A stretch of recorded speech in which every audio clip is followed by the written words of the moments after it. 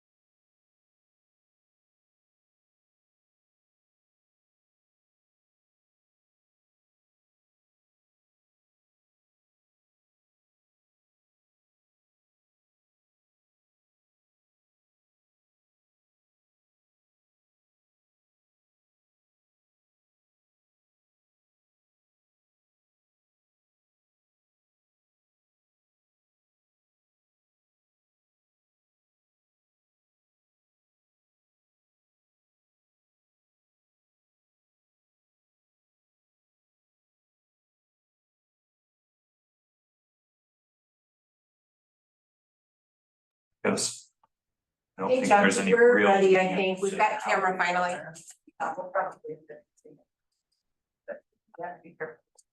Okay, sounds good. Do you want to call the meeting to order? Right. Sure. Okay, everybody, let's go ahead and get started. I will go ahead and call to order the November administrative meeting by the commission. Jackie, would you call the roll? You need story. Sure. Margaret Clemens, Here. John Enright Randolph, Here. Bernie Garitas, Present, Jackie. Jeff Morris, Here. Cheryl Munson, Here. It's been Edward Ullman. Was that cutting it close? He just walked in also. There was a traffic. There was a traffic jam at Seventh and Rogers. Who would have thought? Yeah. Bunch of people in yellow. Jerry Pittsford, He's gonna be 45 minutes late. He's helping set up polling stations. okay, and then Julie Thomas, I am here. okay, and then do we have our city representative Chris Cockrum? There's actually a city planning commission meeting today. I noticed that he said he was planning on attending through email, but he probably didn't notice that. Okay. All right, so we have 8 members and a quorum. But I couldn't decide which one to go to. Right. Plenty. Okay, well, thank you, Jackie. So moving straight to administrative business, let's jump first to the 2024 meeting calendar. You mind throwing that packet up there, Jackie? Do it because we were technically difficult to get earlier.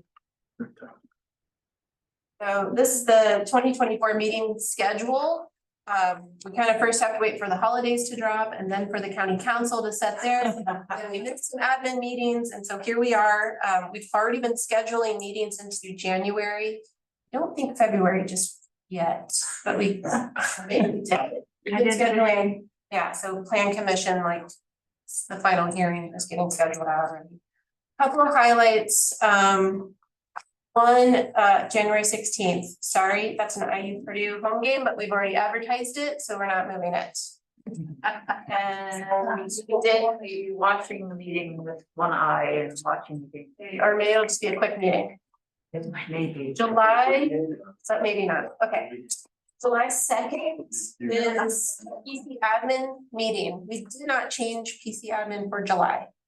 On July 2nd. We realize that's a 4th of July week. We are gonna be shifting the plan commission. Or I'm sorry, the Board of Zoning Appeals, we are shifting that to July 10th because I feel like we ran into issues last year with quorum because there's only 5 people. We need 3 here. Hopefully that works for you all. And then, yeah, we shifted things around for council budget hearings. So there are gonna be plan commission on Thursdays in September and October.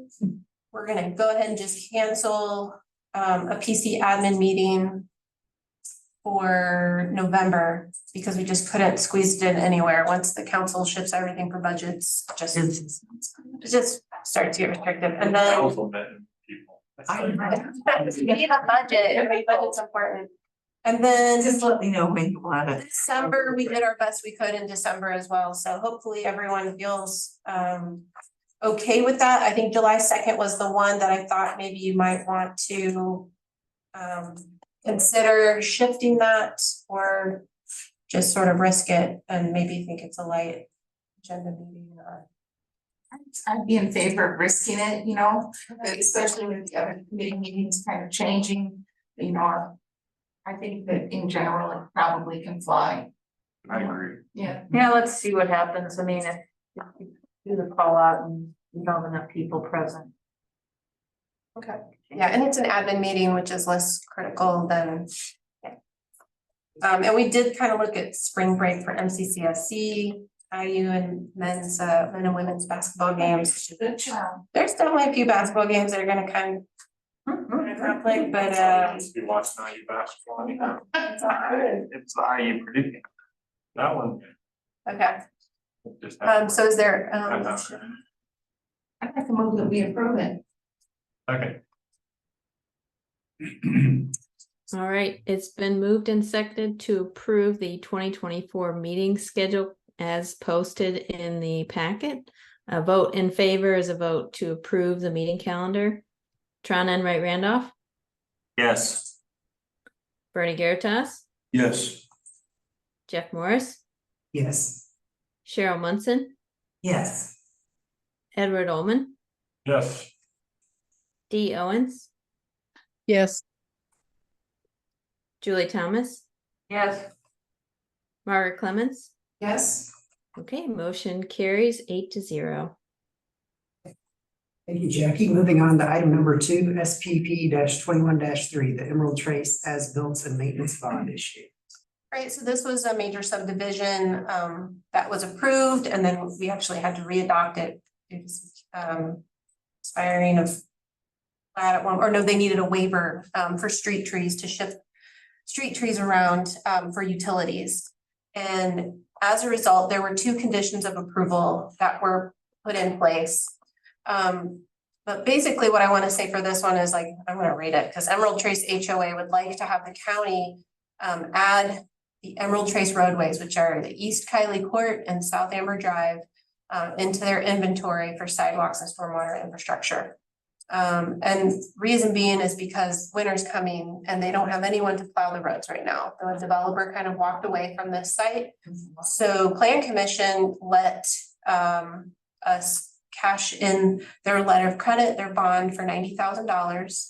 We, as the county, put bids out to finish up the subdivision. Almost all the work was completed. What we didn't get completed, and I mean, there have been, the highway department's almost ready to accept it. They've done inspections. It's in good standing. What is not present is the required $10,000 maintenance bond, which needs to be in place for 2 years, so we didn't have enough money for that. And we also didn't have enough money to do an as-built for the ponds and for the stormwater infrastructure to make sure that it would be functioning properly. So with that, we can't fully accept the road and finish this one out because there's the condition that they submit as-bills. And we have this requirement under chapter 858-8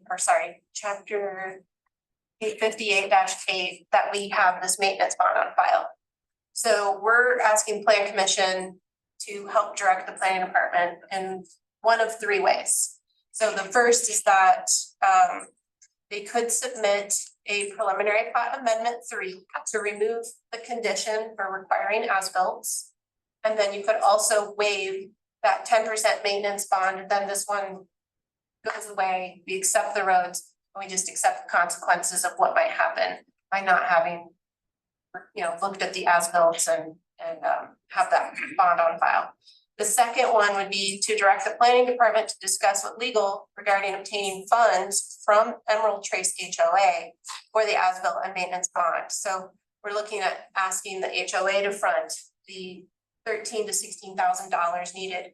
Might be they could get the $10,000 back once it's over, if there's no maintenance needed on the road throughout those 2 years. But it's hard to say. And then the third decision is to direct the legal department to write a letter to the developer, Dan Moore, who walked away from the project, and ask him to, or order him to obtain the as-built maintenance bond, kind of keep this one going through.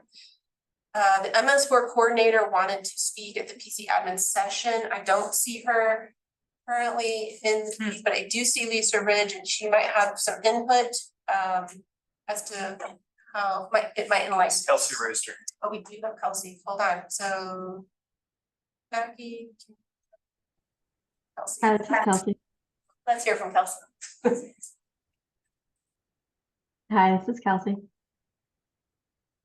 Yeah, we can hear you, Kelsey. Go ahead. Okay. Yeah, Tammy and I discussed this, but Tammy, could you remind me exactly what you wanted me to speak on for this?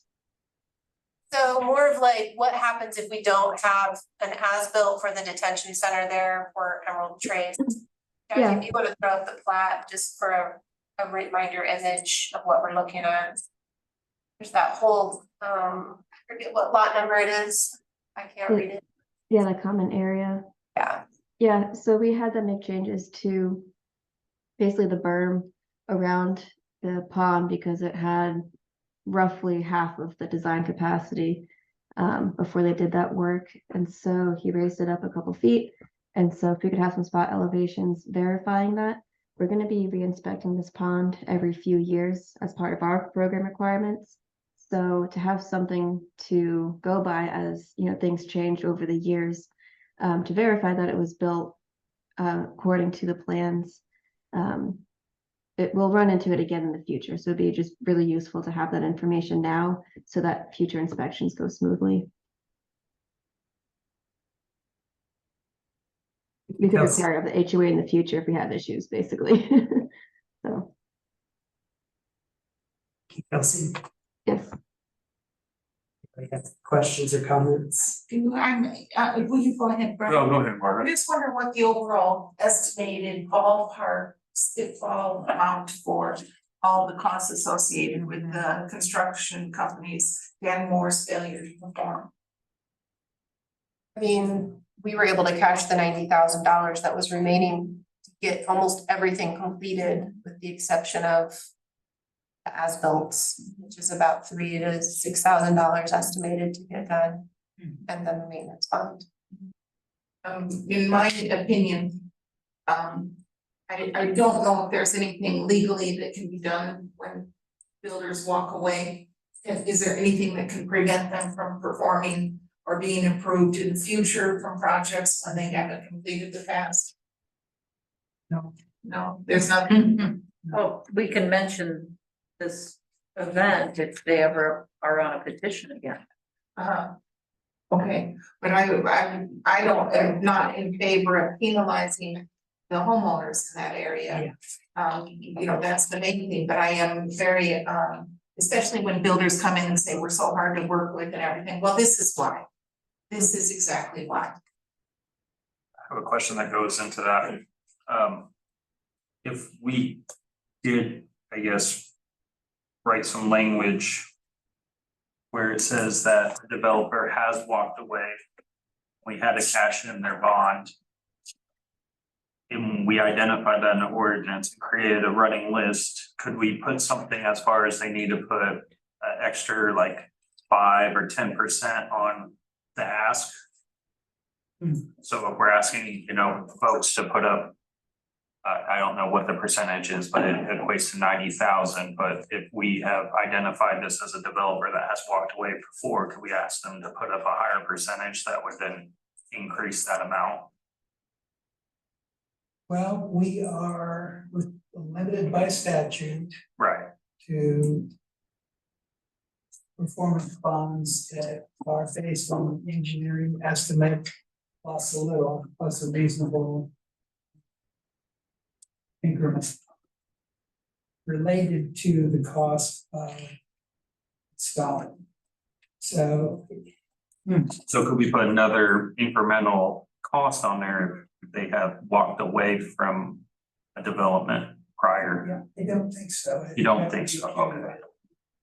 Well, it's in line with your question, so I'm wondering, Yeah. and I'm phrasing it in a way to Why try can't to we punish, you know? I mean, understand what legal There should capacity. be some sanction there. Yeah. I think we can legally make a note in a petition if this developer ever comes back.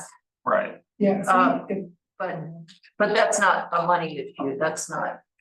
well, we're at a money issue now because the amount didn't cover the cost. And that might, what we're discussing right now with adding a fixed 10% annually could maybe cover this type of situation, but I guess my real question at this is, do you get my question? Am I asking that clearly enough? Okay, Question, I mean, I think if we have a subdivision improvement agreement, we can file a contract action based on that. And we can change our procedures or our administration of this performance bond to make sure we stay on top of these things. And I guess as far as any actions on future petitions, it does impact the applicant or the petitioner's credibility. So if they're making a promise to you, you can, I think, add conditions to make sure that that's nailed down on that subsequent approval. So if a petitioner brought forth a project some later date and they were, I would say, red flagged for an event such as this, and not to put a burden on staff, but staff, legal, whoever, is a part of that report in the future, instead of just putting a blanket number assigned to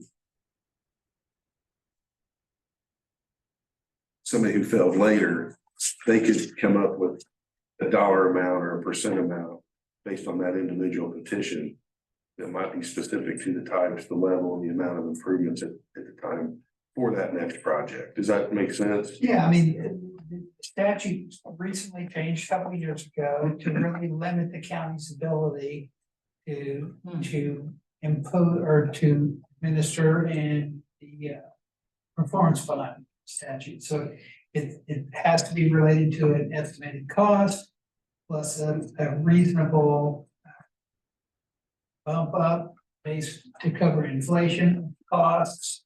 And so we can do that. We can make sure that that happens. Nor is what I've mentioned it in that manner is that you're not just putting a broad brush over this situation later. It's a one size fits all. It could be somewhat catered to the petition that was before the later plan commission.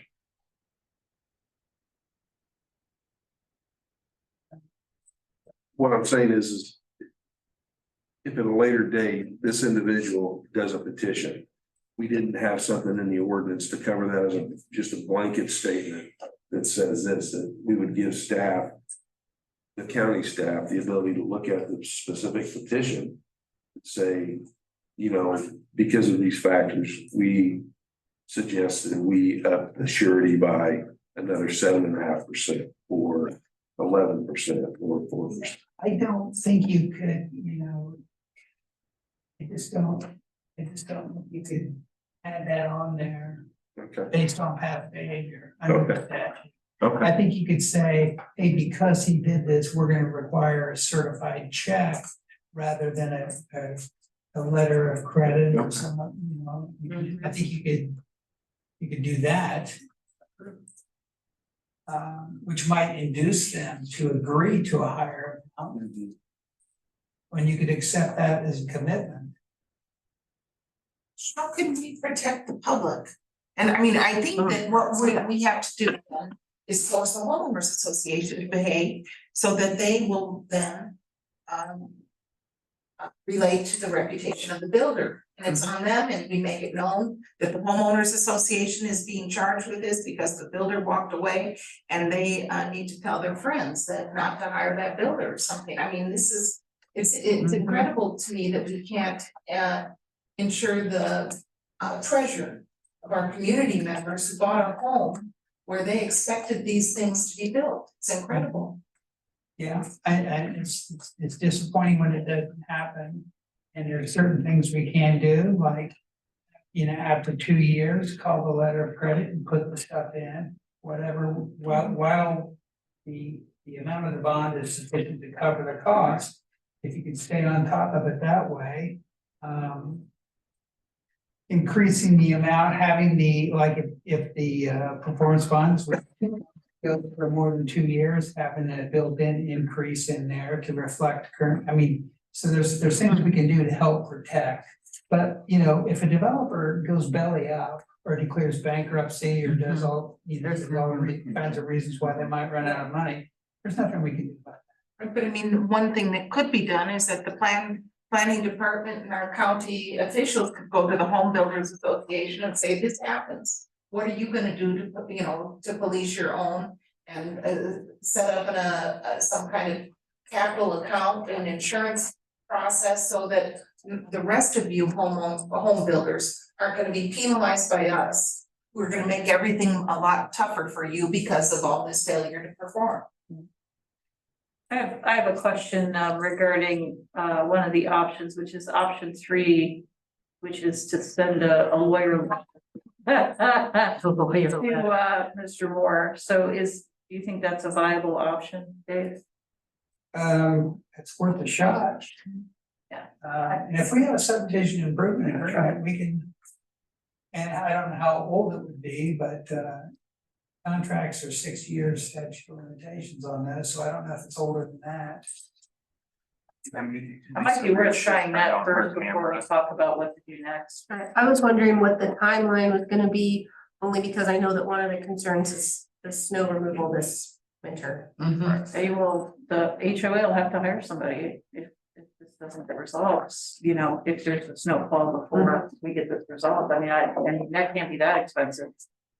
It's less expensive than making them pay for a bond if we can get this worked out by the end of, you know, by the end of the year. There may be one snowfall, they might have to pay a couple $100 as an HOA, but you know, it should be. That's minimal compared to But what do you just, jumping in and saying, well, we don't want an estimated, snowflake to fall on property. Dave, did you have an estimated, I guess, timeline? What? Or I guess sending letter and hearing back, I guess, I don't know how that works. Send it out in this room. And you wanna hear that? That's a good question for planning commission. Before our next meeting, you know, as soon as possible before the winter snow. I'd like to know what he's gonna do. And send it to the homeowners association. Send a copy to the HOA, yeah. Yeah, no, that's a good idea.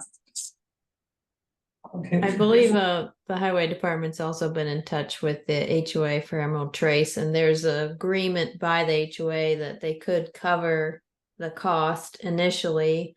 I didn't know if there was some way, or if it in some ways reduces our leverage if the HOA covered the cost for now, and then we wrote the letter to Mr. Moore, and then the HOA could be reimbursed, or if it's a one option of just going for number 3 and seeing if that works, with the risk that it could take a little bit of time to get Mr. Moore to respond or to do anything. I just want to make a point here. If somebody comes in and applies for a subdivision and their application meets the criteria of the ordinance, you have to approve it. If they submit a performance bond, you have to approve it. If they go belly up, the county is not in a position to guarantee homeowners that their improvements will be installed according to the plans. That's just beyond the scope of what the government can do.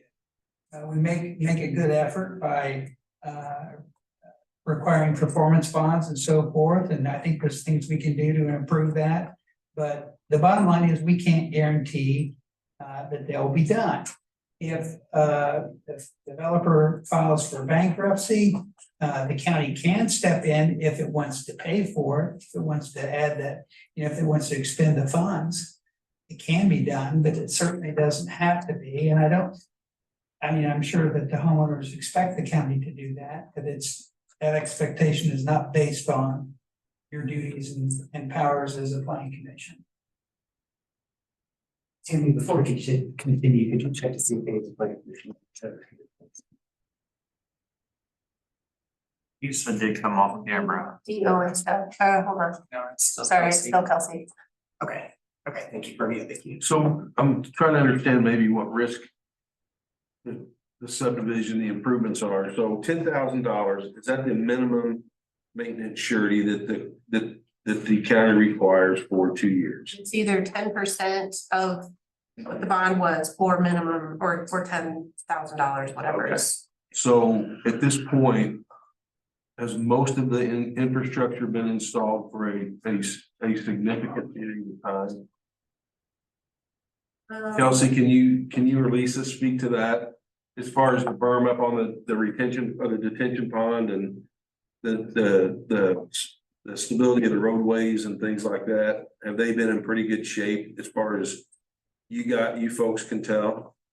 Yeah, we actually been doing ongoing inspections, and we worked with the contractor. When we did our final inspections for roadway, it was around the same time I believe Kelsey and her team did too for stormwater. Everything that we had required to finish the project had been completed. And that was even working with the homeowners to replace mailboxes. And they were under the impression that as soon as that was all done, the roads are going to be accepted and they're going to get snow removal.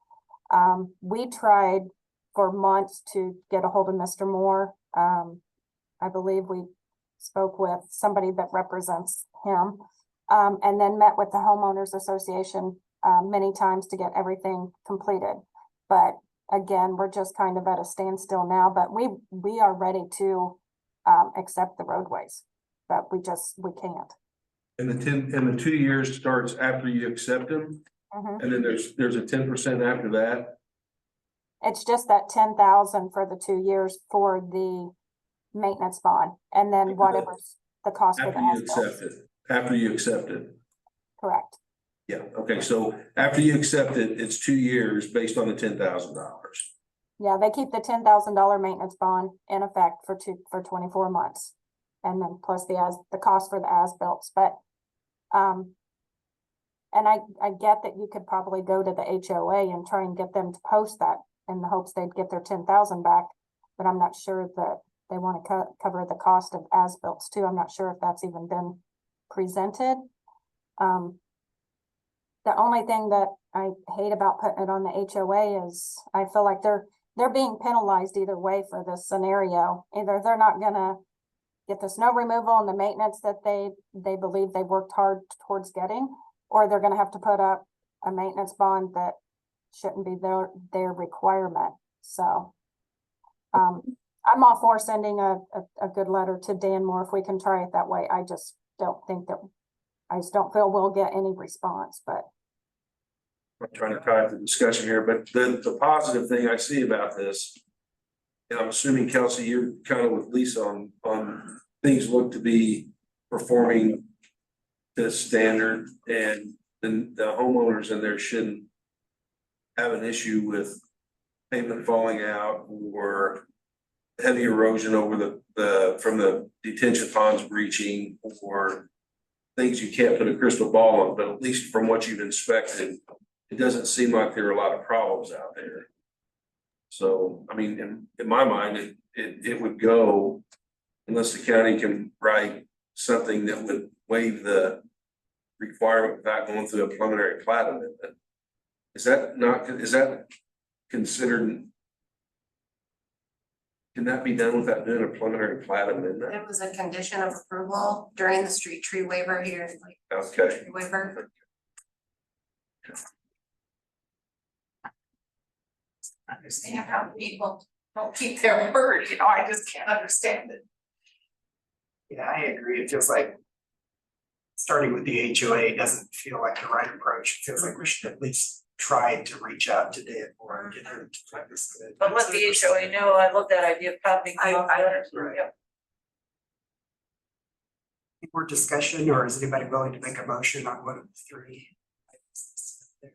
I'll make a motion that we direct the legal department to write a letter to the developer, CC and the Emerald Trace Homeowners Association, send that to Dan Moore, and put a 7-day response time.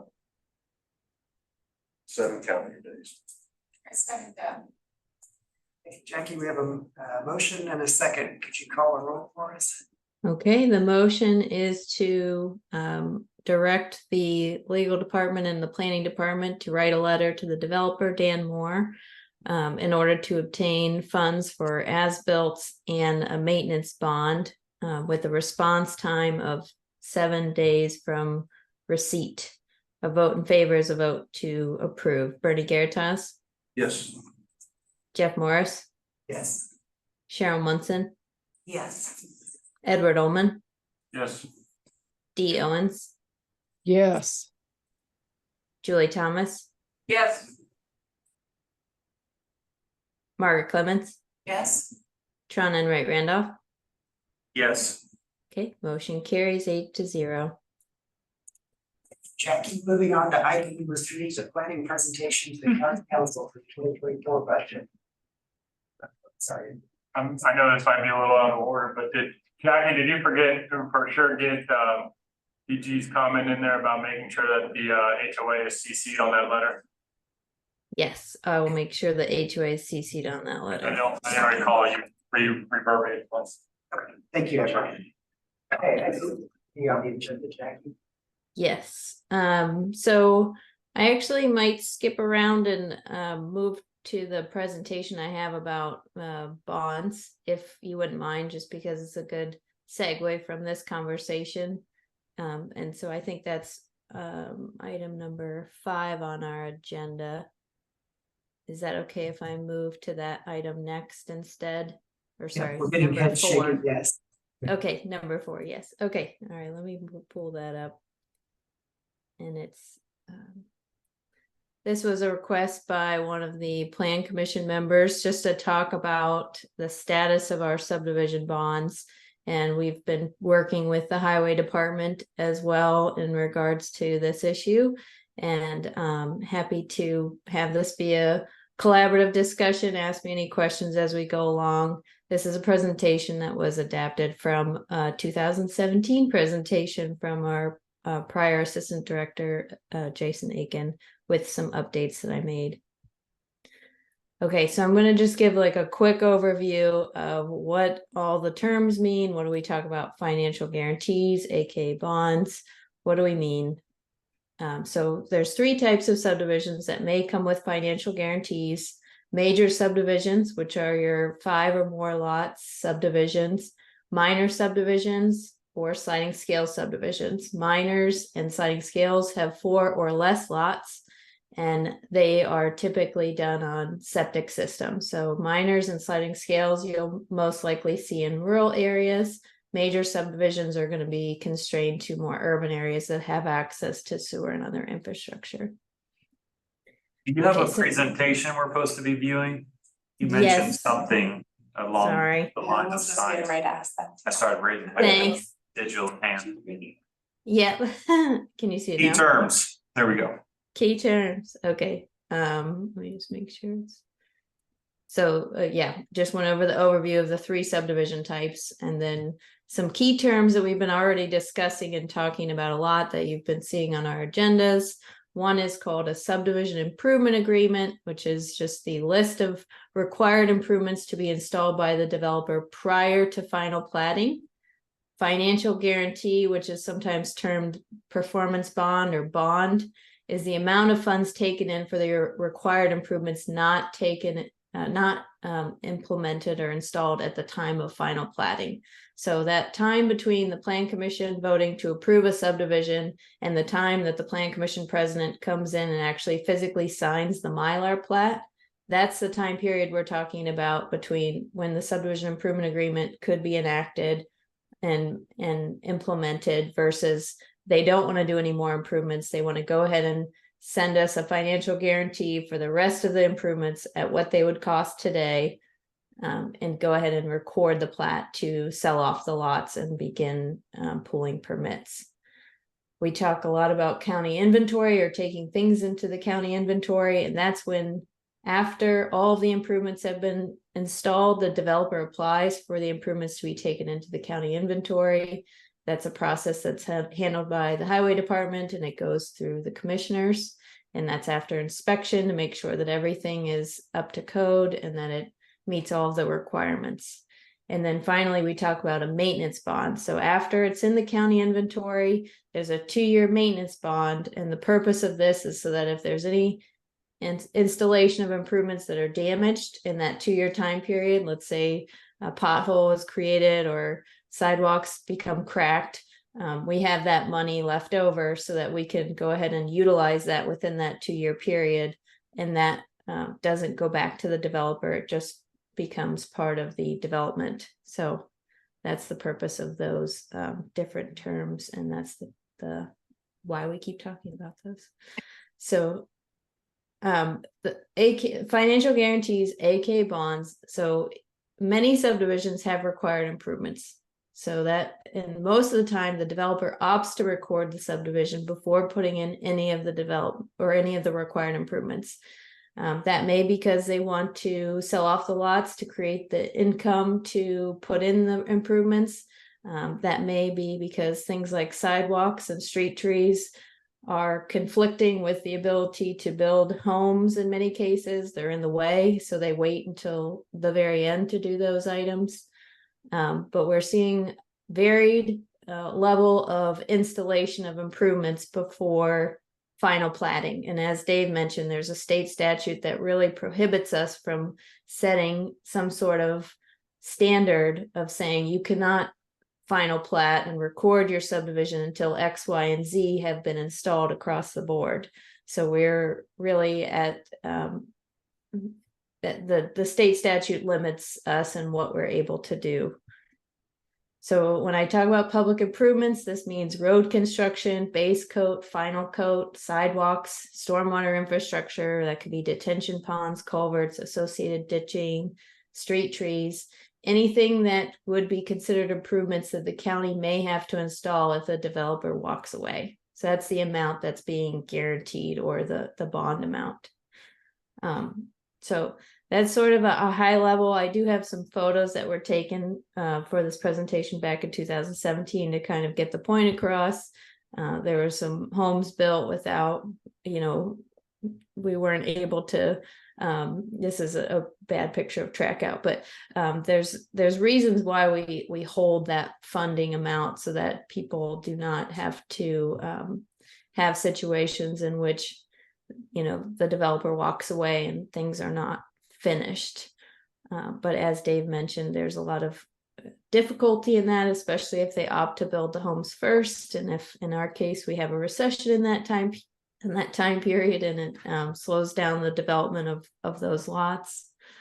And so, yeah, this is an example when we would use like a maintenance bond to review some of the final coat issues. So these are just examples in the county. In summary, I just want to let you know that we have to date 75 subdivisions with outstanding financial guarantees, and that the total amount is $4,836,579.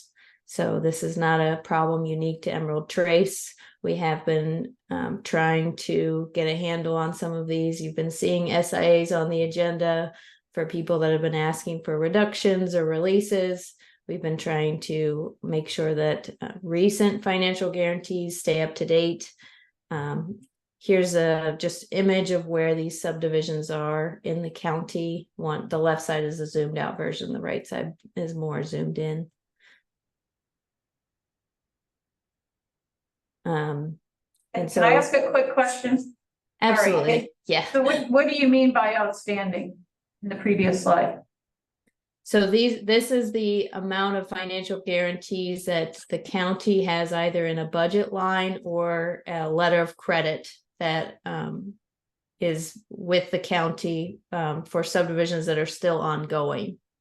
Some of those developers have walked away, but many of them have not. Got it. Yes, so they're, yeah. It seemed like too high for just people walking away. Okay, thank Yeah. you. No, not everyone has walked away. So Jackie, do you have a number of how many entities have walked away?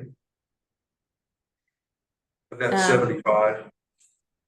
Yeah, so the number is going to be a little bit more nuanced than just walked away and have not. So there's maybe a third category. So one is walked away. One is we've accepted them into the county inventory without fully spending down that financial guarantee, and possibly there were improvements that should have been done before we accepted them into the county inventory. This was done prior to Lisa Ridge as director. And then the last one is people that keep renewing. So offhand, I would say probably about 15 have walked away. I can check my numbers offline. And then I would say probably another 15 we've accepted with financial guarantees. So you still have about 45 ongoing that keep renewing. And if Thanks. Lisa's on, she can definitely chime in if I'm missing anything. I have a question. Our discussions of putting some increases on these bonds to keep up with cost of construction material going up in inflation. Will this, if we do that, will it retroact to all of these bonds that we have in place currently that keep coming back and renewing it? Or is that just for new bonds moving forward? My understanding is that if we implement the text amendment today, that if a developer is to renew after the date of that text amendment going through, that they would be renewing at just that higher level for that first additional time. It wouldn't be like, let's say the bond is from 2013 and they want to renew. We wouldn't be asking them for 10 years of renewal increase. It would just be 1 year of renewal increase. And Dave can correct me if I'm wrong on that. Thanks for clarifying. That's exactly what I was asking. She got that right, Dave? All right. Thank you. I have a question about the $4,836,579. Are those being held in funds being held in interest-bearing accounts? No, we're Is there not anything- able to. You're not able to make a security and some kind of insurance factor for the people. I mean, we're looking at close to a 40% rate of walking away, and accepting in the county, that's kind of ridiculous. And I just don't know how much communicating we're doing with the home builders association, because pretty much this is unacceptable. And a lot of it just gets cast to the homeowner association, which That's right. That's not is fair. a huge buyer beware, yeah. Yeah, so I'd like to, do we have any freedom to put those in CDs? That those 4,800,000? They're required to be maintained in a county account. And county accounts can be interest bearing. Can we look into that? Because that could provide us some buffer zone with walkaways. It would help, interest is not real high, but Yeah, it could help some.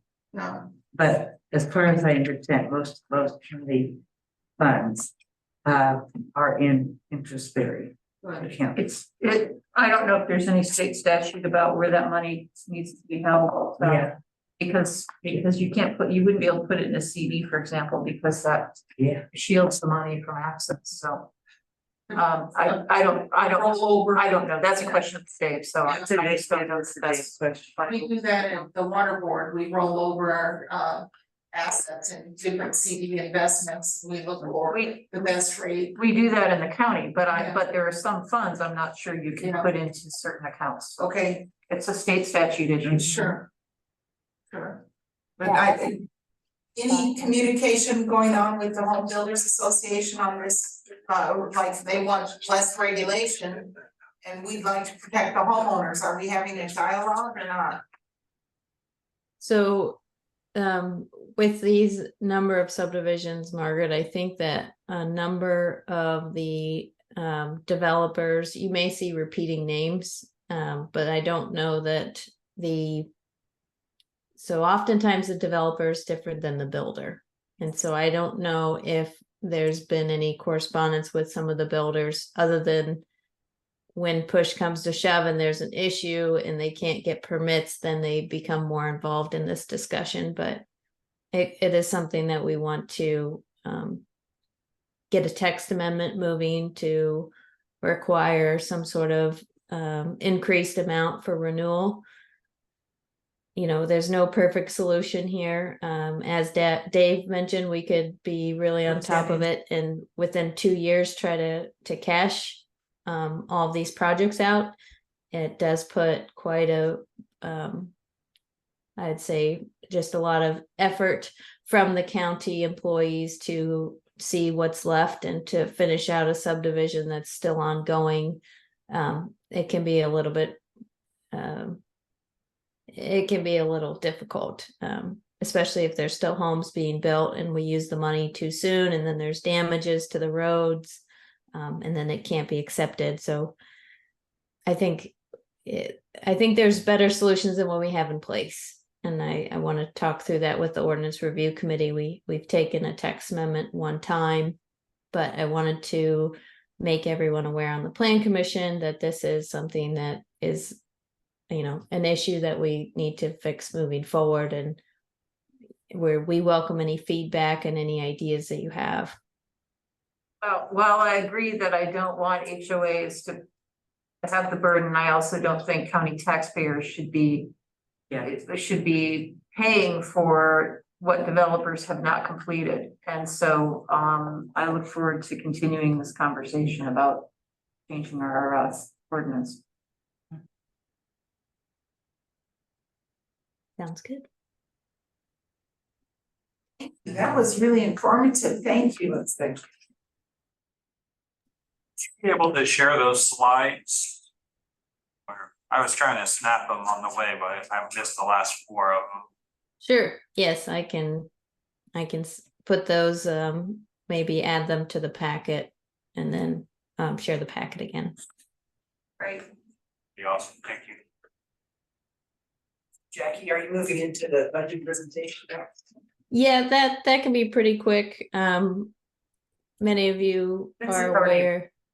Yeah, it's already approved, but we do like to just share it with you this because the October meetings didn't occur. If anyone has any questions on this presentation, I mostly just want to share with you some of our numbers from this past fiscal year as compared to last year.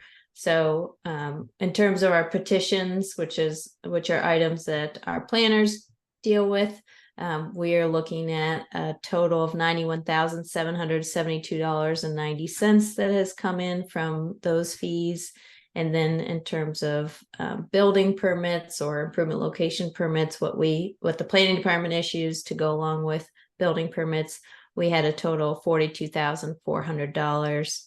So that led us to a total of $134,172.90, which was about 16.5% of our total budget. And it's up 2,000 from the prior year. And I know last year we started a discussion of fees schedules and possibly increasing those. And we discussed last year that it would be helpful to have an updated CDO, which is also on our administrative business, before we got too far into the update of our fee schedule.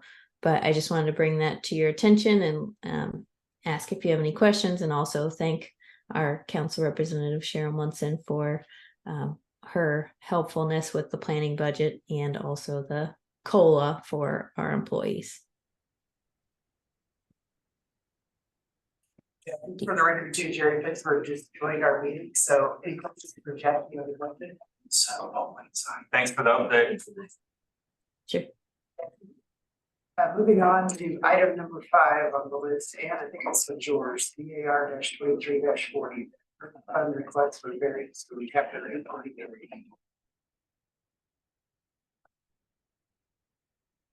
Well, it's all right, everybody. I think I will continue this refund request to the next administrative meeting.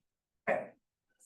That's good. No arguments. Thank you. Okay.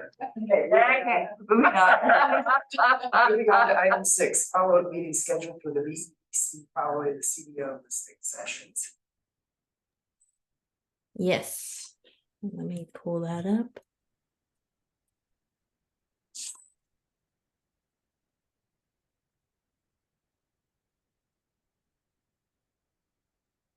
All right, can you see my screen? CDO discussion? Yes, okay.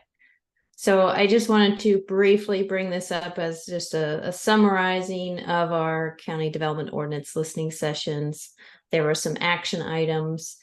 We've listed our summary notes on the monroecdo.com website from those 4 listening sessions. Encourage you to take a look if you have some time, just summarizing the discussions that were brought up and some of the consensus of those that attended.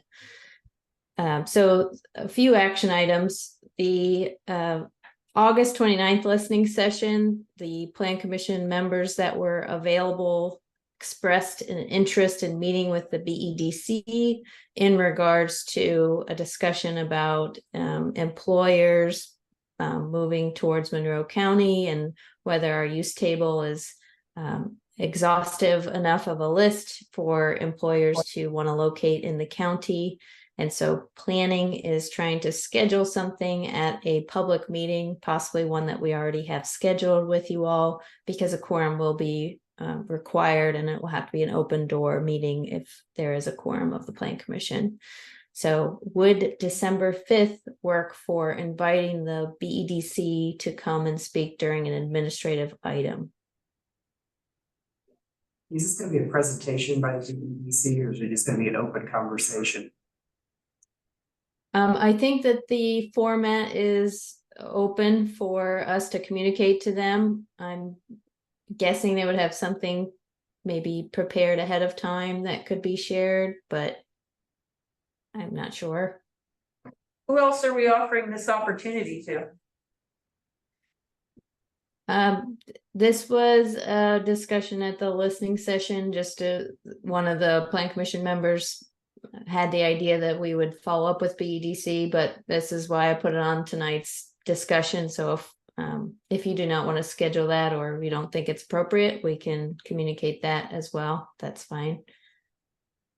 I will note for the record that BEDC has already issued their verdict on the CDO in today's newspaper, and it's not accurate in many respects, and so I feel like I don't really understand why they would have an opportunity that another group in the community wouldn't have, and I don't want to be unfair about it. I want to make sure that they are brought in when others are brought in. So I think they've issued a written verdict, but if they wish to offer us information in written form, I think that would be useful. That's never a bad thing, but I just feel like if you give one group a forum, then we should give every group a forum, and then I don't know how that differentiates from public hearings that we're planning to hold. So those are my questions. I think Commissioner Thomas, there's been 2 articles of the HT written by them now. Yeah. I read one a while ago, so it's online, so I wasn't sure. Maybe you're referring to the same one. Yeah, it's 2 separate articles. I do have a follow-up question, and I do agree with Commissioner Thomas to be offering the same opportunity to anybody, but has there been any other group that's reached out to see if they could come to the like PC meeting and discuss things? So this was something that came up at one of the 4 listening sessions. I believe it was Mr. Griner that attended the Ivy Tech session, and there was a quorum of the Plan Commission there, and there was a discussion about Monroe County employment and possible employers wanted to locate in the county. And so staff's following up just because there was a discussion or consensus that we felt like we had heard from the Plan Commission at that listening session to have a follow-up meeting with the BEDC to go over that list. But if you would prefer that they put something in writing as opposed to having a meeting, I think that's a fine directive. We just wanted to close the loop on that action item that we'd heard.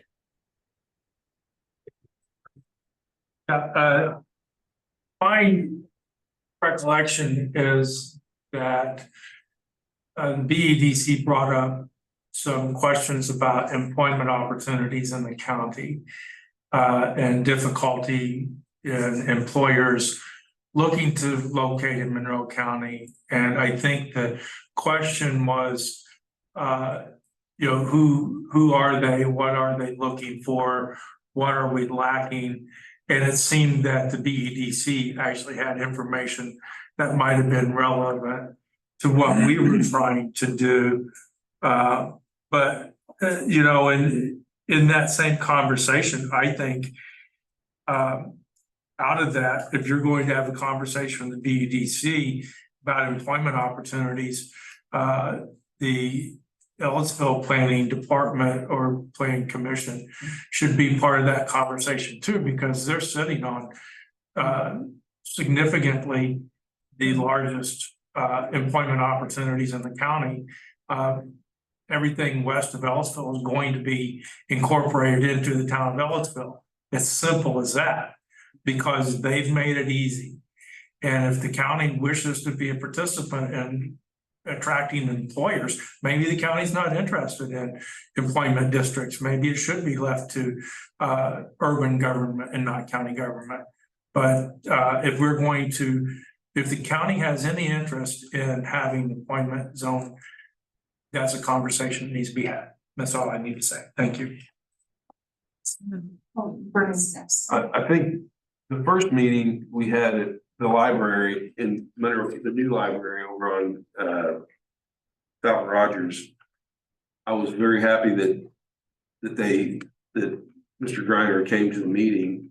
And then at the next meeting at Ivy Tech, we started to discuss a little bit more about, I think that was that meeting that the west side of Ellisville came into play. And then, I mean, it intrigued my interest heavily, some of the information that they were putting out.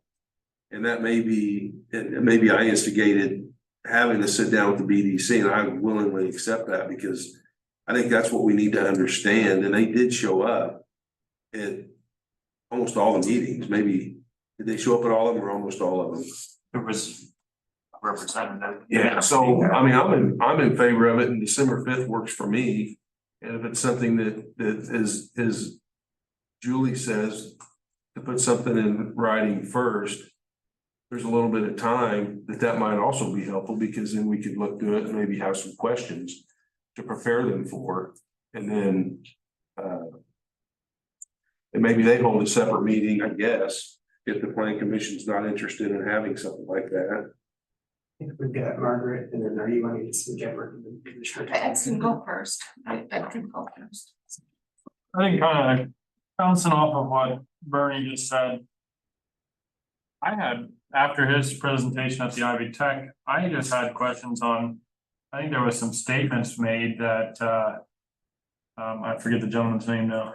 But he made some statements that I would love to hear kind of more of the, data behind the statements. I don't know how to say that necessarily, but like where he's coming from with some of these statements and where, because that wasn't really a venue to vet the guy's commentary, but would just like to hear what sources he's getting some of this data, because if nothing else, for us to be able to better educate our decisions moving forward, so. I just don't know what articles we are talking about. Are these the Jen Pearl articles in the newspaper? Okay, well, I have a general kind of objection to the way that they're handling this. I think that they should have coordinated. I don't know. It seems like they're exerting pressure against us rather than with us. And that's the thing I object to. I guess to follow up on that, Jackie or anybody else in the planning department, were you aware that these articles are gonna be at the HT? So the first article that Jen sent out, I believe, was maybe in the spring. And that was something we went back and forth on. And she did give it to me as a courtesy, and I asked her to withhold. She was kind of displaying some of the information about the reduction in rural land going from, residential to rural. And I said, we're going to be having these listening sessions, and, we'd like to describe that in better detail to the public, make sure that that information is out there. So that was the first interaction I had with the first article. And then the second article, it was sent to me pretty late. And she asked me if there were any factual issues. I did send her back a few comments. And I don't know that all of those were addressed in the final copy, but. Okay, thanks, Jackie.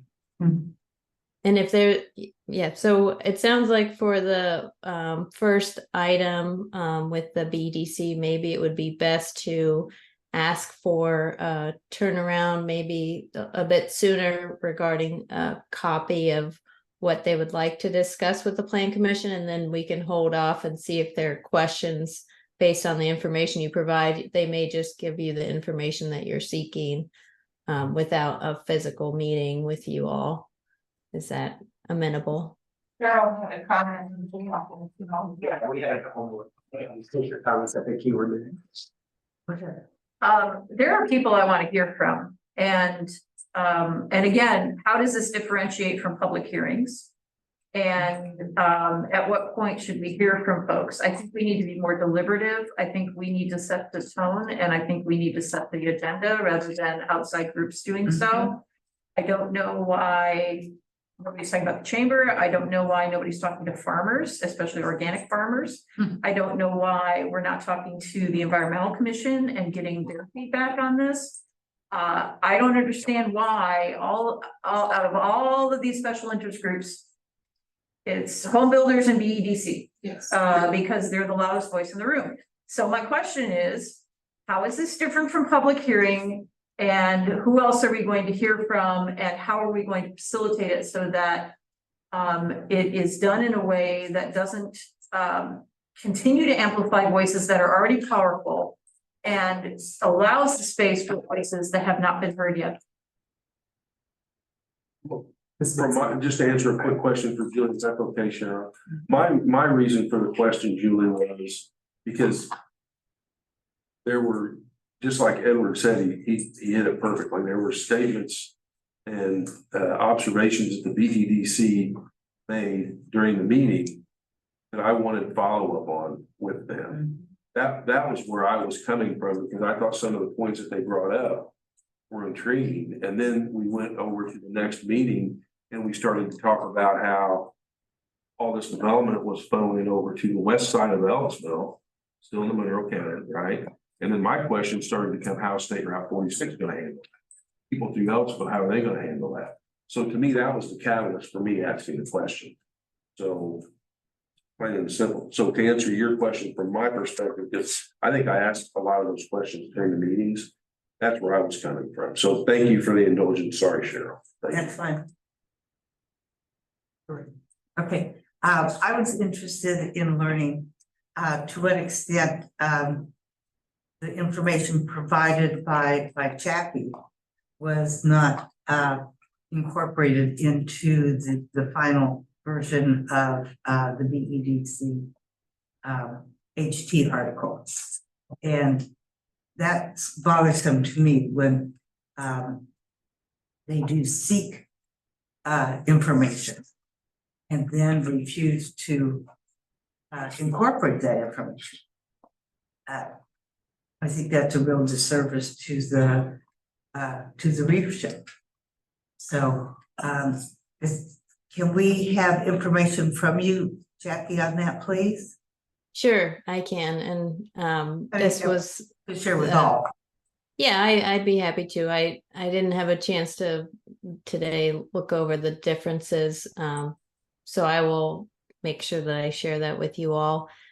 In the future, I know I don't get a very large heads up from the BEDC, but since this is kind of changed to this topic, is there a better way that staff could share the draft with the Plan Commission? Ask the BEDC if it would be appropriate to share the draft with the Plan Commission as a whole and get your feedback. Like I said, I don't get very many hours from when they send it to me to when they say it's going to the Herald Times. Yeah.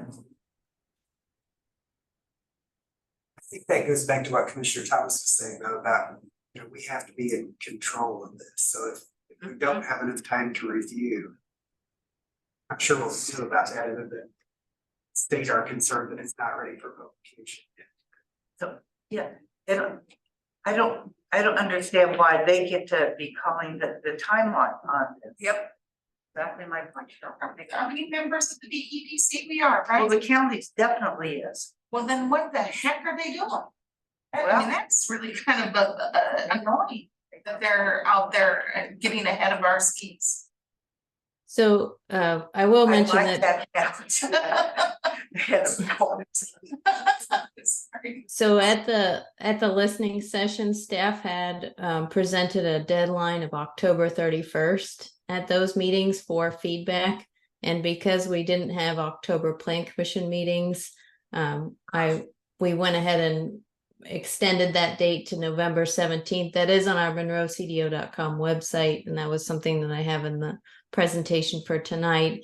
We're just trying to keep the feedback moving forward to move this process of getting Module 2 reviewed by you all. But if that's an inappropriate timeline, we can send that back. But that originally we had given October 31st at the CDO listening sessions, and that we felt like that was pretty widely broadcast as much as we could to share with the public. This is when we would like feedback on Module 2. We are starting to get some information back in, but like I said, because we didn't have a work session in October, we decided as staff that it would be appropriate to move that a bit later in November. I think, Tron, you'd like to say something.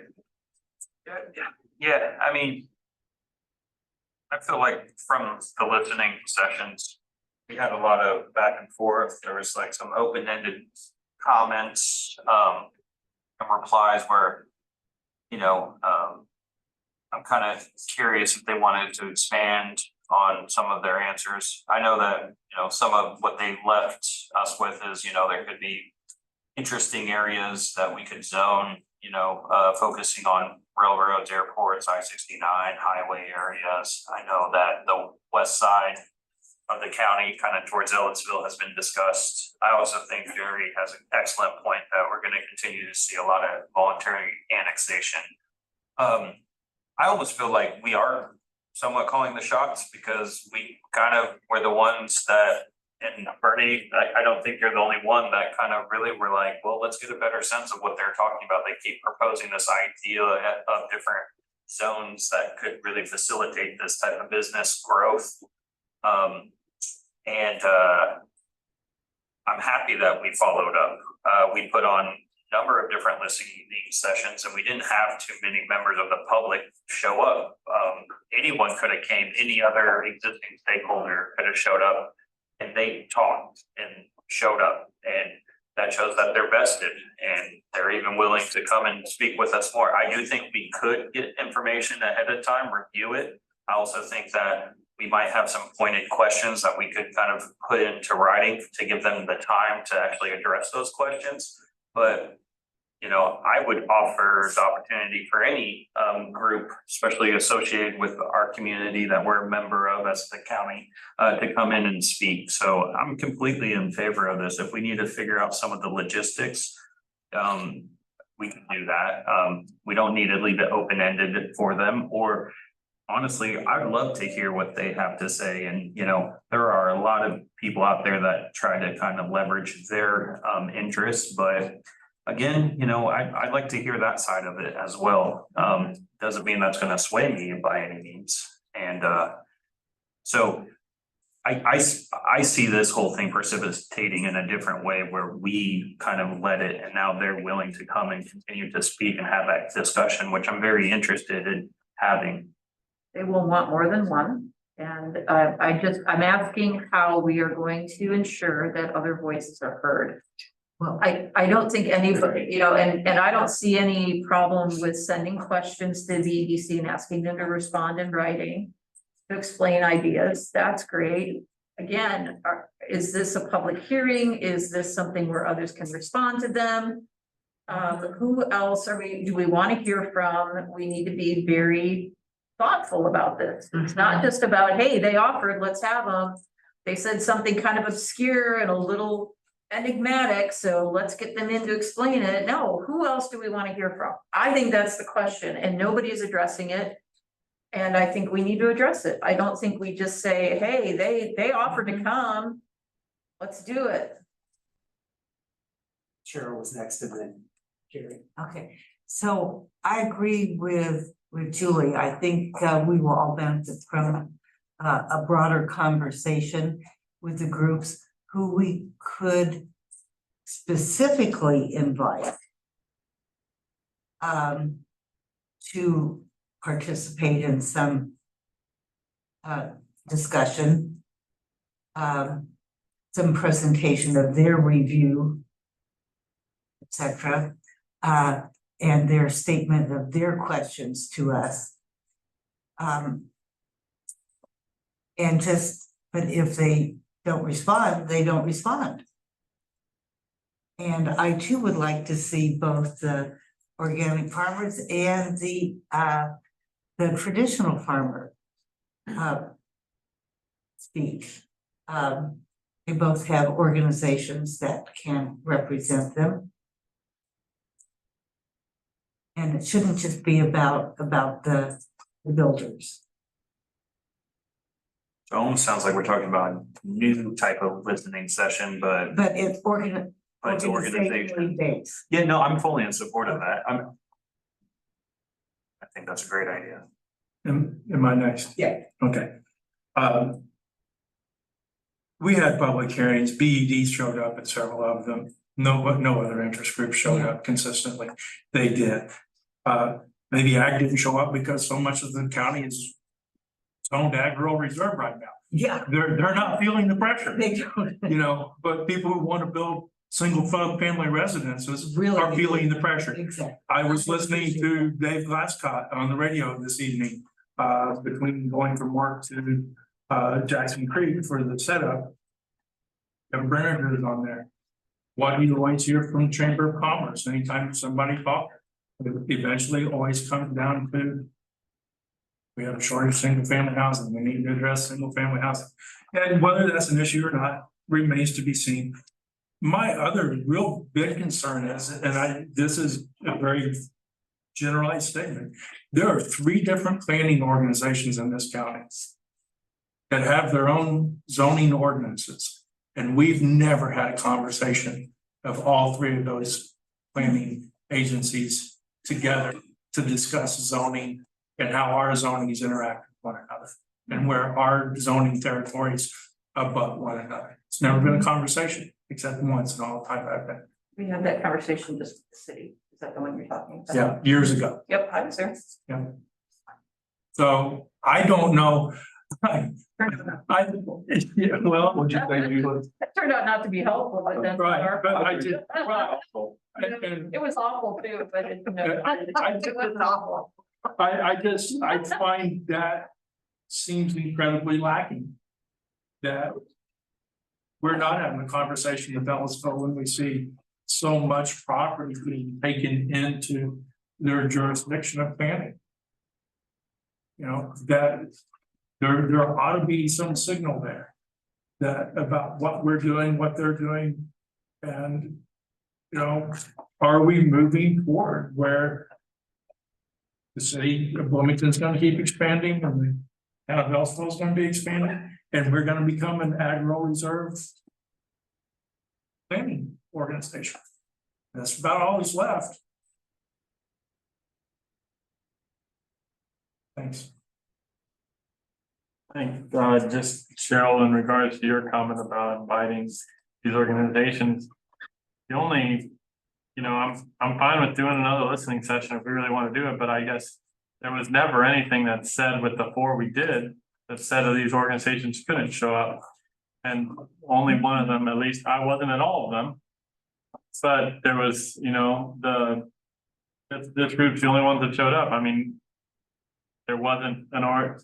So if we want to cater and listen to, if we have questions in regard to what they have to say, I feel like makes sense to call them out and say, hey, can you address this? Can you expand on this, please? Without having to cater to a bunch of other organizations, because the minute you go inviting organizations, what happens when you forget one? What happens when you left this one out? Now you're kind of being selective of who you're actually inviting. But if people don't show up in the first place when you were generally open to the whole county, you know, they can't get mad at you not catering to their comment when they weren't there day 1. So. I agree that they were there, but they make money by being there. They earn money by being there. They're a lobbyist organization. That's what they do. But the Environmental Commission is not, it's a bunch of residents, the farmers are not. I mean, those are organizations that are not involved in churning business. That's not what they do. So they didn't come because they didn't have time or it wasn't a good night or whatever reason they have. So the question still is, how can we approach this so that we are inviting everyone who wants to come, all these organizations? We've never presented this CDO yet to the Environmental Commission. Do we want to do that after it's done? Do we want to do it now? And then invite their comments. How do we want to proceed? But same question. I agree with Commissioner Thomas, and I think that it's really important throughout the CDO phase and planning phase that we do not take a passive approach, that whoever shows up can just determine our future. We have stakeholders, and we have one that showed up kind of consistently, but our job is to be more representative. And if the message isn't getting out to other organizations, we also have to recognize that means of communication have changed, and that there are a lot of demands on people, and we need to be more deliberative. We cannot just be passively responding to the loudest voice in the room. So I agree completely with Commissioner Thomas. I think when the loudest voice in the room get published in the newspaper, probably I'll talk to them.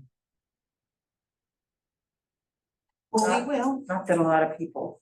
They should have talked to us. They had an obligation, it's not their business. It's just really not their business. It really kind of sense. Yeah, I'm struggling with my decision on this because I agree with everything that everybody said. I think what I'm going back to now is that we have a group that wants to speak with us. I think, we did ask them some questions at one of the listening sessions. And I think it's up to us to listen. What we do with that information, I think is up to this group. So Jackie, we haven't answered your question yet. So Well, should and we reach I, out to other groups? Should we reach out to other groups and just send an invite and see who shows up? I think we should send questions to the BEDC. If you all have specific questions, ask them. I don't know what you're waiting for. Send them the question. And, invite them to come, but know that I'm gonna be inviting others to come at other dates, and we're gonna be here lots of meetings because that's how we're apparently gonna run things, which is fine. I don't think that's a great idea. I don't think so either, but nobody's answering my question, so I guess we just invite them. My question They is, invited themselves. my question that I wanna ask them is how many jobs are they gonna bring into Monroe County? And how much are those jobs gonna pay? That's what I wanna know. That's my driving question. Period. so what if staff just collects questions from the plan commission and sends that along to them, and they can get it back to us in writing, and we'll share that back with you. And then Perfect. December 5th doesn't have to be a date. We'll just bring it back. We can bring back their answers to the December 5th meeting if you'd like to talk about it together, or you could just review it in your at your own time. We don't have to discuss it. I think that's a good idea. Yeah, I agree with that. So I'll reach out to the plan commission. I'm just gonna make my statement. I think we should be here to listen, and any group that wants to reach out to us, and if we are able to facilitate that, we should consider it. And if there's a way to strategize where we can, ask other groups to be a part of it, I think that's great. Personally, if this was what I had to go through to come speak to this group, I would just stop and not proceed. And I think that's my personal feeling about it. And I think that the fact that we're this hesitant to letting a group come speak is only going to send the message to other groups that, if we have questions, we'll send them to you. And I'm just not in favor of that, and I'm gonna leave that on the record. Well, if you're gonna put that on the record, I'm gonna put something on the record too. I think that Jennifer Pearl was out of line to get out ahead of our CDO process. And we're members of the BTDC, and I thought that that's disrespectful, and I think that we need to drive this conversation. Thank you. I think there's nothing to say that once we've asked the BEDC our questions, we'll take other later. Right. Based on the position that we feel like it's. Are there any other comments before we move on to new business? Okay, moving on to new business, it's part B-23-2, the North Road name change, John outlined it all.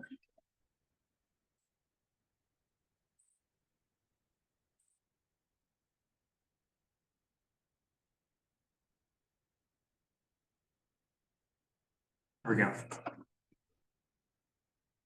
So first, I'd like to make a correction that was in the packet. Section is incorrect. It should be sections 30 and 31. I think this might have been a glitch when I was using Elevate to fill out this report. If you'll notice on exhibit 2, it also lists Bloomington as being one of the townships this is in, but if you zoom out, it's solidly all within Washington Township. So the Monroe County Commissioners are requesting a road name change from North Maple Grove Road, a portion of it between North Bottom Road and West Delap Road. They are requesting it to be changed to north to John Irvine Road. Road name change request was previously approved for this section of road in 2019, project number 19-RD-01. It was triggered by the completion of the Cedar Ford Bridge over Bean Blossom Creek, which made a connection between the two road segments, North Maple Grove Road and North Old Maple Grove Road. The highway departments then requested to extend the name of North Maple Grove Road and eliminate old out of the title. At the time of 19-RD-01, there were no addresses associated with North Maple Grove Road. And Indiana State Statutes 36-7-4-405 gives authority to the Plan Commission to assign street names and numbers. We do have a few comments from other departments. Ben Ayers from the highway project manager says, I believe there to be some old family history here with a family that used to live and farm this area for decades years ago.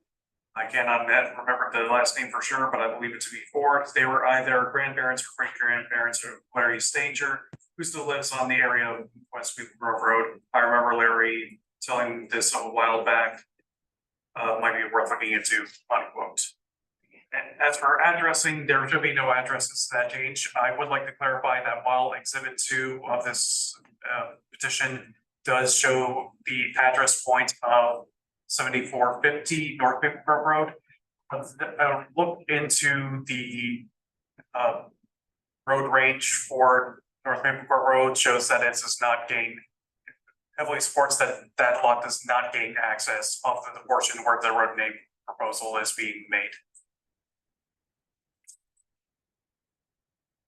And here are just some pictures. I apologize, I'm not a photographer, and I think this.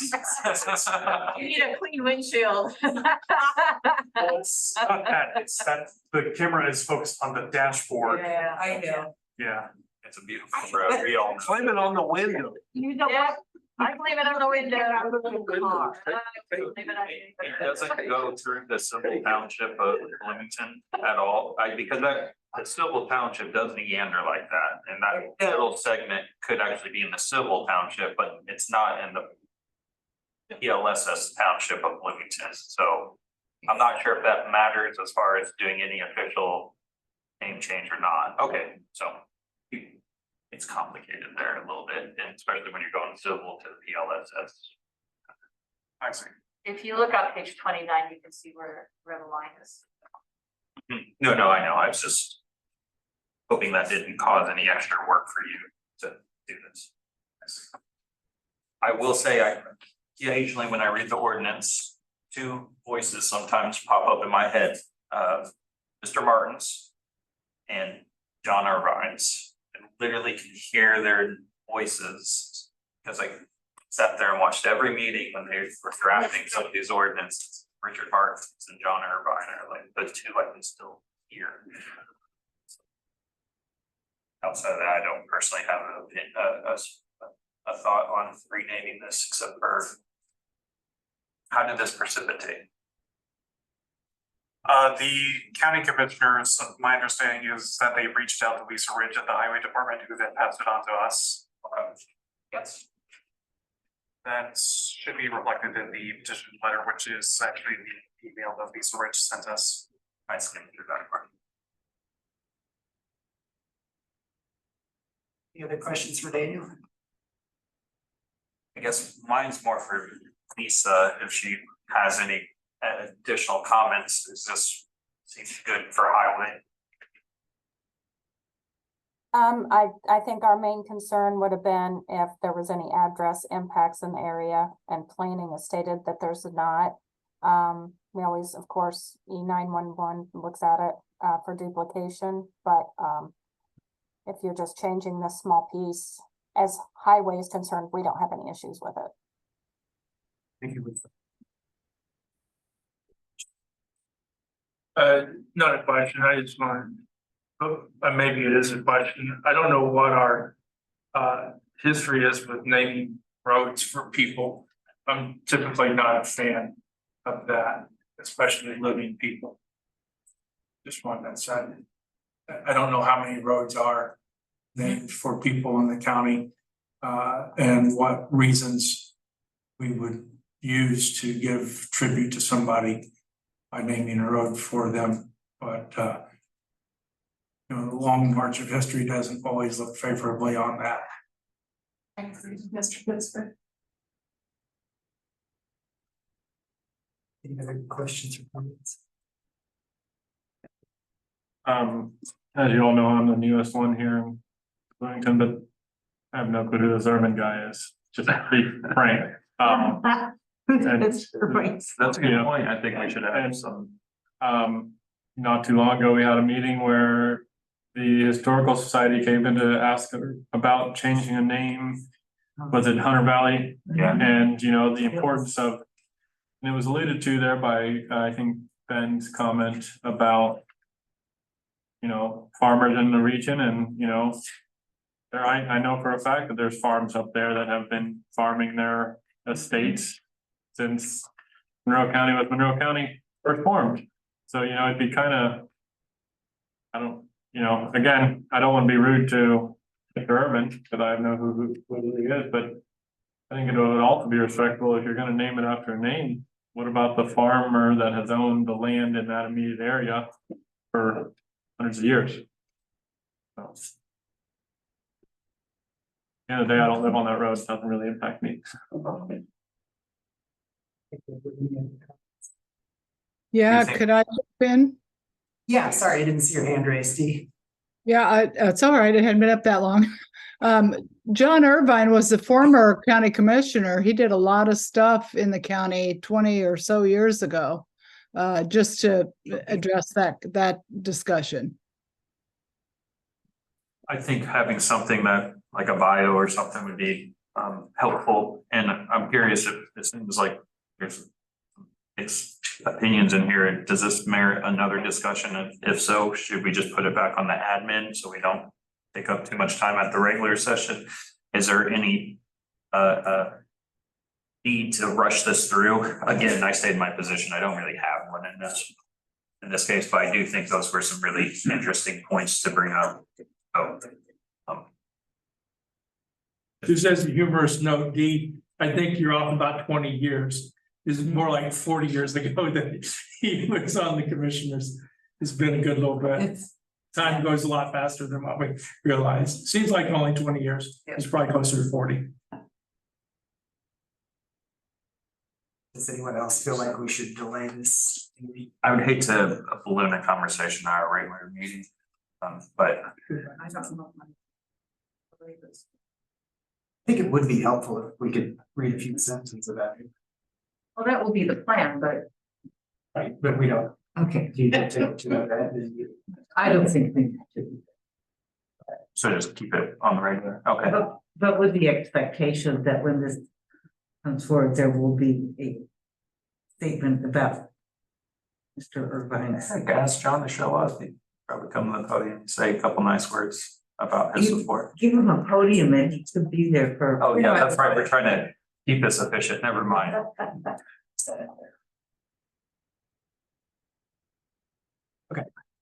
Any further comments? Okay, thank you, Daniel. Moving on to the last, is SAD -29. Great. What else? Thanks, Jackie. Okay, so this is for a type E administrative subdivision, which otherwise would be done administratively, but they are requesting a right of way with waiver. So in the thoroughfare plan, East Bethel Lane is identified as a major collector, which means that it needs to have 90 feet dedicated right of way. So for this particular petition, Jackie, if you want to scroll down a little bit, yeah. So for this petition, there is an existing pole barn structure that has existed there, predates the zoning ordinance, and the owner of the property would like it to remain. So in order for it to remain, they would need to first have an approved right of way with waiver. So staff is recommending a partial right of way with waiver based on the highway engineer's comments from the highway department. Just so that they at least dedicate 25 feet on the western portion of that driveway, so as to incorporate the existing pole barn structure, and then on the eastern side of the driveway to bump it back out to the required 45 feet on that side of Bethel Lane. And then you may have noticed that there are two exhibits in my report that are missing, and those are also in our conditions of approval, that the petitioner submit those to staff, and actually two of those three conditions were met the day after this report was published. So otherwise, this is strictly a vote on the right of way with waiver, nothing else attached to this.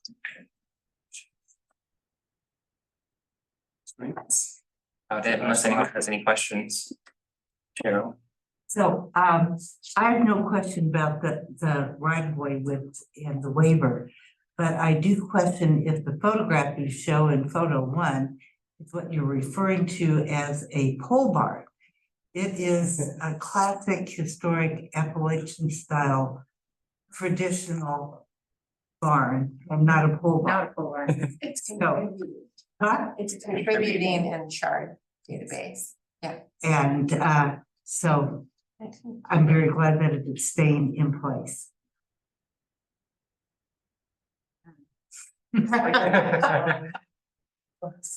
I was focused on that, to be honest with you. Is that a running skunk? or Oh, wow, yeah, skunk? that's hilarious. Let's see that close up again. Deserve that thing. Looks like it's running. I think it's a It piece of doesn't fire, look- isn't it? it doesn't look flat. I think it's running. And I guess I have one question. Let's have a little respect for the skunk.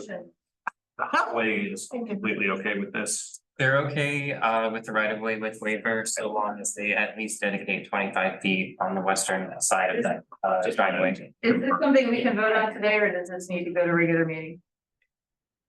It's fine. I think It's we- regular, right, Jackie? This does need to receive a Okay. public hearing, so it does. Yeah. need to- Yeah.